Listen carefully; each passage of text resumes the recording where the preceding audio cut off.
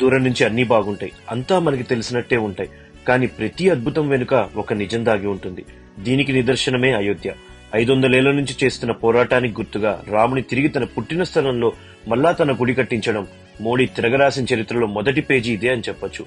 కానీ last 10 years నుంచి loss అవ్వని బీజేపీ ఇప్పుడు అయోధ్య అంటే ఫైజాబాద్ లో ఓడిపోవడానికి కారణం మీకు తెలుసా? 2 బలమైన కారణాలు. అందులో ఒకటి, రాముని గుడి నిర్మించడానికి గవర్నమెంట్ గెలిచిన ల్యాండ్ కాకుండా చుట్టూ చాలా ల్యాండ్ ఎక్వైర్ చేసింది. అండ్ వాళ్ళు ఎక్వైర్ చేసిన ల్యాండ్ కి తిరిగి కాంపెన్సేషన్ ఇవ్వలేదు. మోర్ దాన్ 2200 షాప్స్ అలానే 800 హౌసెస్ డిమాలిష్ చేశారు. ఇంకో రీజన్, బీజేపీ ఎలక్షన్ క్యాంపెయిన్ లో స్ట్రాంగ్ గా తీసుకువెళ్లిన మెసేజ్, అప్ కీ బార్ 400 పార్ అని 400 సీట్స్ ఇస్తే కాన్స్టిట్యూషన్ చేంజ్ చేస్తాం, రిజర్వేషన్స్ తీసేస్తామని చెప్పారు. ఇక్కడ opposition Samaj party Akhilesh Yadav campaign చేసింది ఈ ప్లాట్ మీదే. మెయిన్లీ ఫైజాబాద్ లో ఓబీసీ క్యాస్ట్ వాళ్ళు 22% అండ్ దళిత్స్ 21%, అలానే ముస్లిమ్స్ ఓట్ బ్యాంక్ 18% ఉంది. ఈ 3 కమ్యూనిటీస్ బలంగా ఆపోజిట్ అయ్యాయి. సమాజ్ పార్టీకి సపోర్ట్ చేసింది. దాని ఇంపాక్ట్ హోల్ ఉత్తరప్రదేశ్ మీద పడింది. అందుకే బీజేపీ అన్ఎక్స్పెక్టెడ్ గా లాస్ అయింది.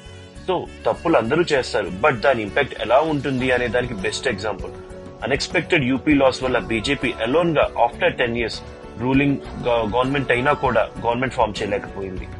సో ఇప్పుడు బీజేపీ దీన్ని ఎలా తిప్పికొడుతుందో చూడాలి. Thank you.